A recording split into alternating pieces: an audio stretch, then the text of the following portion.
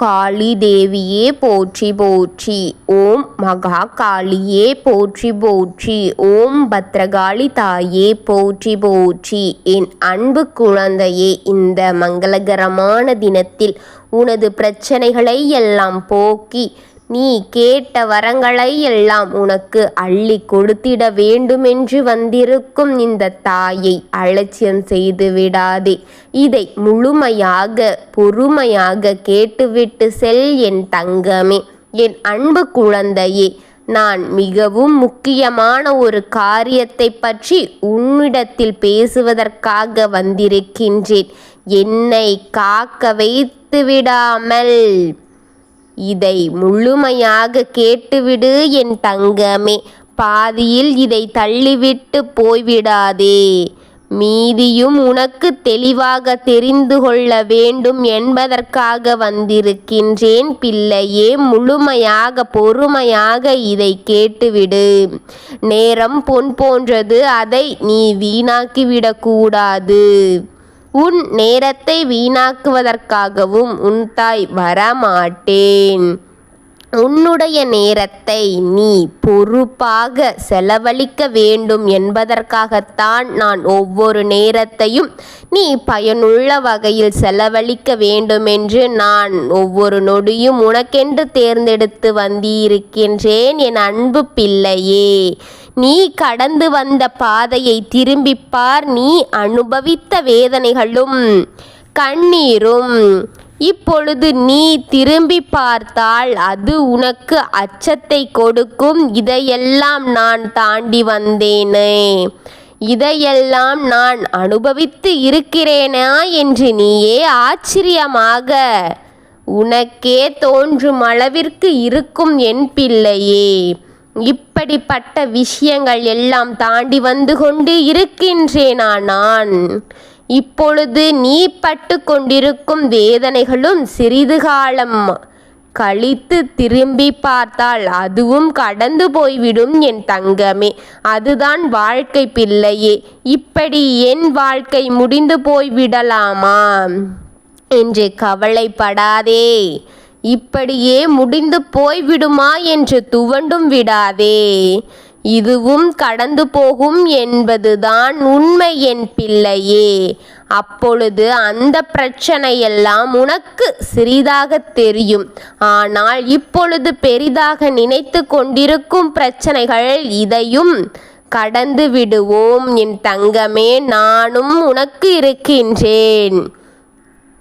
உனக்கே தோன்றும் நானும் ஒரு திறமைசாலிதான் என்று, என்னை நான் மேம்படுத்தி கொண்டுதான் வருகிறேன் என்று. உனக்கே தோன்றும் அளவிற்கு நீ மேலோங்கி வந்து கொண்டிருக்கின்றாய் என் பிள்ளையே. பெரிதாக நினைத்தது அனைத்தும் உனக்கு சிறிதாக தோன்றும் அளவிற்கு நீ அனைத்தையும் எளிதான முறையில் கையாண்டு கொண்டிருக்கின்றாய் என் பிள்ளையே.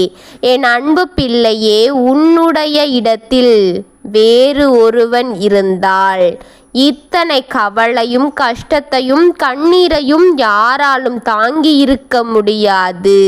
அப்படிப்பட்ட நேரத்தையும் அப்படிப்பட்ட காலத்தையும் கடந்து வந்து கொண்டே இருக்கிறாய் என் செல்வமே.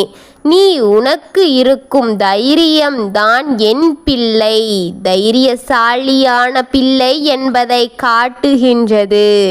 கடந்து வந்து விட்டேன் என்று எத்தனை தெய்வத்தின் துணையாக எத்தனை தெய்வங்களை கையில் எடுத்து வைத்து கொண்டு கடந்து வந்து கொண்டிருக்கின்றாய்.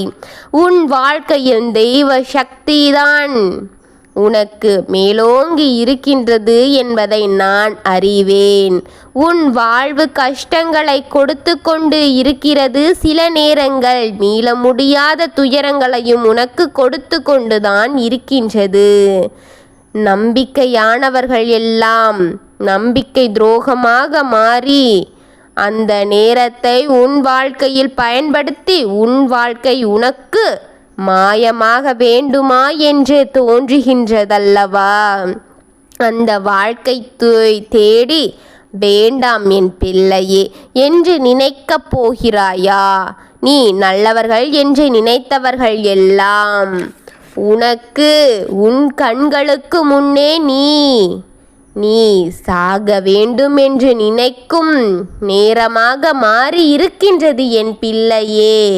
இருக்கும்போது இவர்கள் பார்த்து நீயே எத்தனை வேதனைப்பட்டு இருக்கின்றாய்.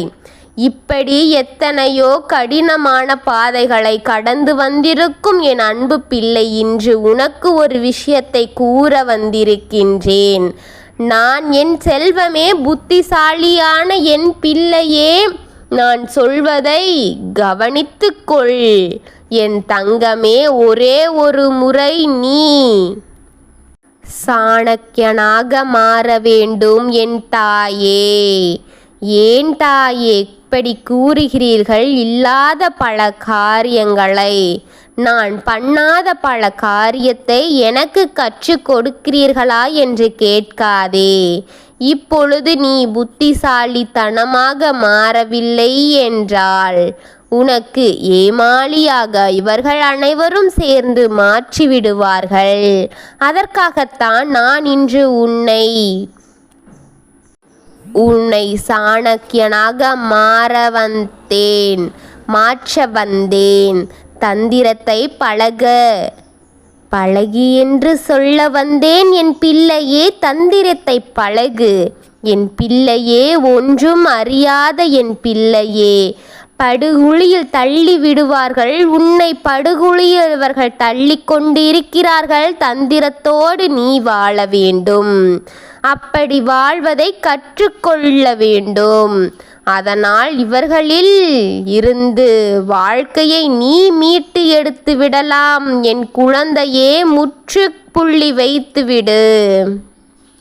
முற்களின் மீது புடவை விழுந்து விட்டது. இப்பொழுது அந்த முற்களில் இருக்கும் புடவையை கிழித்து எடுக்க வேண்டும்.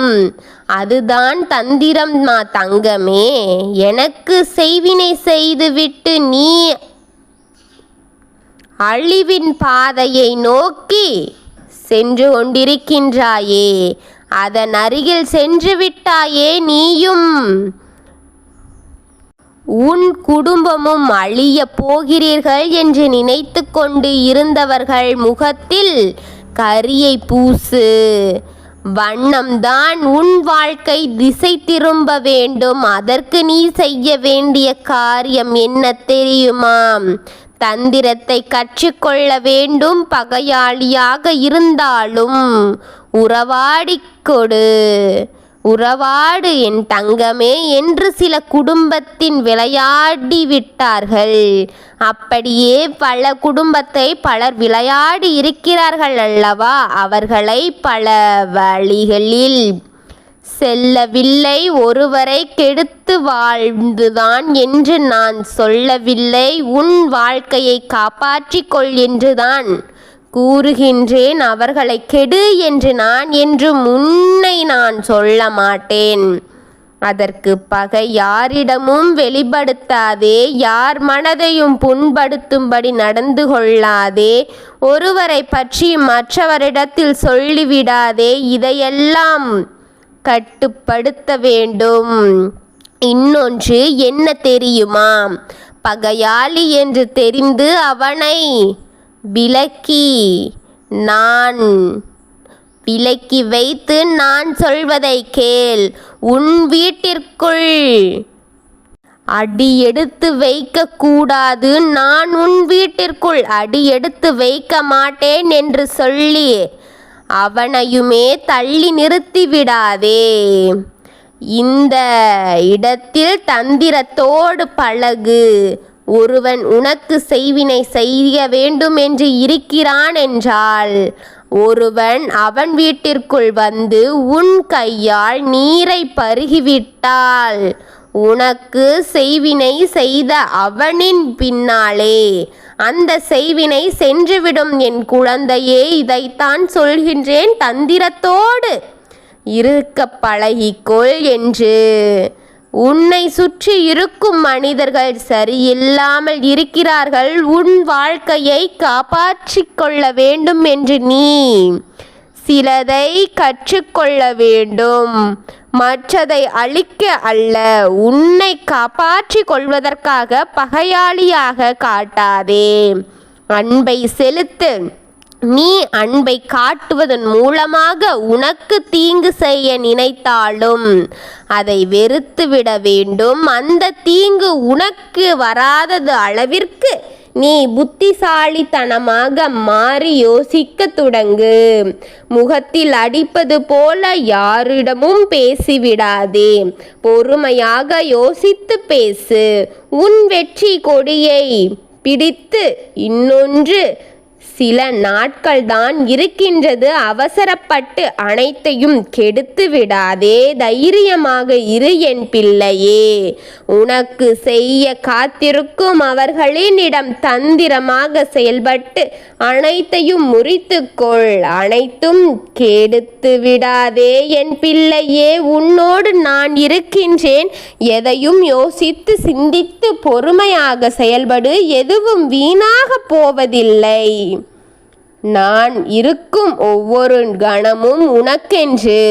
நீ இருக்கும் ஒவ்வொரு கணமும் இந்த உலகத்தின் உன்னை வாழ வைக்க நான் இருக்கின்றேன். ஓம் காளி தேவியே போற்றி போற்றி. ஓம் பத்ரகாளி தாயே போற்றி போற்றி. ஓம் பைரவ காளி தேவியே போற்றி போற்றி. வாழ்க வளமுடன்.